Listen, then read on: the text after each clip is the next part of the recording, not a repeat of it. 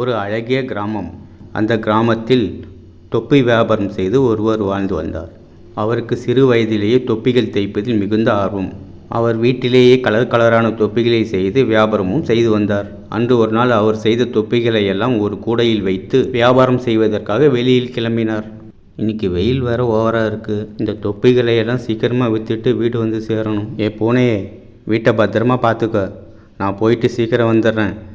எங்கள் சேனல் வீடியோஸை தொடர்ந்து நீங்கள் பார்க்கணுன்னு நினச்சிங்கன்னா லைக் பண்ணிவிட்டு மறக்காமல் சப்ஸ்கிரைப் பண்ணிங்க. அப்போ தான் நாங்கள் போடக்கூடிய வீடியோஸ்லாம் உங்களுக்கு நோட்டிஃபிகேஷனாக வரும். தொப்பி தொப்பி 10 ரூபா தொப்பி, வெயிலுக்கு குளுகுளுன்னு இருக்கும், 10 வாங்கினா 1 இலவசம். தொப்பி தொப்பி. என்ன ரோட்டில் ஒருத்தரையுமே காணும்? வீட்டுக்குள்ளேருந்து தொப்பி வாங்க யாருமே வரலையே. எதிர்க்க ஒரு பையன் வரான், இவனாவது வாங்குறானான்னு பார்ப்போம். என்ன தம்பி, தொப்பி வேணுமா? வெயிலுக்கு குளுகுளுன்னு இருக்கும். அங்கிள், தொப்பி எவ்வளோ அங்கிள்? என் சைஸில் கிடைக்குமா தொப்பி? அங்கிள், எனக்கு ப்ளூ கலரும் ரெட் கலரும் சேர்ந்தாப்பில் இருக்கும் தொப்பி. என்கிட்ட எல்லா கலர்லையுமே தொப்பி இருக்குது. ஒரு தொப்பி 10 ரூபா தான். அப்படின்னா ஒரு நல்ல தொப்பியை பார்த்து எடுத்து கொடுங்க அங்கிள். விலையெல்லாம் கம்மி பண்ண மாட்டீங்களா? எனக்காக பார்த்து போட்டு கொடுங்க அங்கிள். விலையெல்லாம் கம்மி பண்ண மாட்டேன் தம்பி, எனக்கு கிடைக்கத்தே 1 ரூபா தான். தொப்பி நல்லா இருக்கும் நம்மக்கிட்ட. அதன் பின் அந்த சிறுவனும் ஒரு தொப்பியை வாங்கினான். அந்த தொப்பி வியாபாரியும் அங்கிருந்து புறப்பட்டான். தொப்பி தொப்பி 10 ரூபா தொப்பி, வெயிலுக்கு குளுகுளுன்னு இருக்கும், 10 வாங்கினா 1 இலவசம்.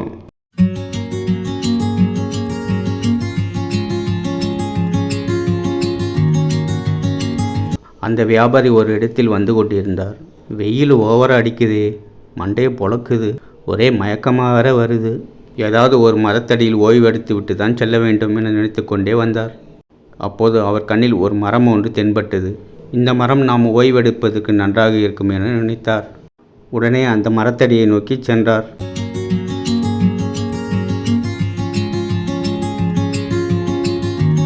அந்த மரத்தடியில் கூடையை வைத்துவிட்டு படுத்து உறங்கிவிட்டார். 1 மணி நேரம் நன்கு உறங்கிவிட்டார் அந்த தொப்பி வியாபாரி.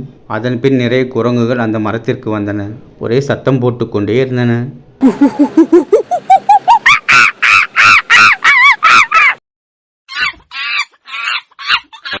அந்த குரங்குகள் எல்லாம் கூடையில் இருக்கும் கலர் கலரான தொப்பிகளை பார்த்தன. உடனே கீழே இறங்க தொடங்கின. அந்த குரங்குகள் எல்லாம் கூடையில் இருக்கும் தொப்பிகளை தன் தலையில் மாட்டிக்கொண்டு மரத்தின் மீது அமர்ந்தன.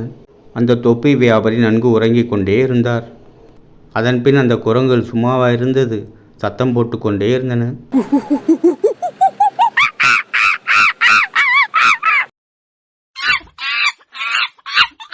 அந்த குரங்குகள் எல்லாம் ஒன்றோடு ஒன்று பேசிக்கொண்டும் சிரித்து கொண்டும் அரட்டை அடித்து கொண்டும் இருந்தன. இந்த குரங்குகள் போடும் சத்தம் கொஞ்சம் கூட அந்த வியாபாரியின் காதில் விழவே இல்லை. நன்கு உறங்கிக் கொண்டே இருந்தார்.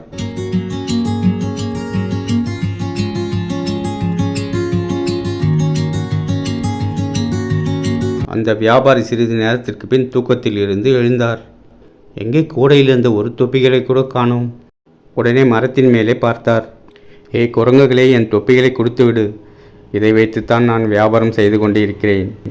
அந்த குரங்குகள் ஆனால் அதை கண்டுகொள்ளவில்லை. அந்த வியாபாரி என்ன செய்கிறாரோ அதை போலவே செய்து கொண்டு இருந்தன. அப்பொழுதுதான் அந்த வியாபாரிக்கு புதிய யோசனை ஒன்று தோன்றியது. உடனே தன் தலையில் இருந்த தொப்பியை எடுத்து வீசினார் அந்த வியாபாரி. உடனே எல்லா குரங்குகளும் தன் தலையில் இருந்த தொப்பியை எடுத்து கீழே வீசின. உடனே அந்த வியாபாரி கீழே இருந்த தொப்பிகளை எல்லாம் தன் கூடையில் வைத்தார். பின்னர் அந்த கூடையை தன் தலையில் வைத்து அங்கிருந்து புறப்பட்டு சென்றார். இந்த கதையோட கருத்து என்னன்னா, எந்த ஒரு சூழ்நிலையிலும் நம்ம பொறுமையை இழக்காமல் புத்திசாலித்தனமாக செயல்பட்டாக்கா நம்ம வாழ்க்கையில் வெற்றி பெறலாம். எங்கள் சேனல் வீடியோஸை தொடர்ந்து நீங்கள் பார்க்கணுன்னு நினச்சிங்கன்னா லைக் பண்ணிவிட்டு மறக்காமல் சப்ஸ்கிரைப் பண்ணிங்க. தொப்பி தொப்பி 10 ரூபா தொப்பி, வெயிலுக்கு குளுகுளுன்னு இருக்கும், 10 வாங்கினா 1 இலவசம். தொப்பி தொப்பி.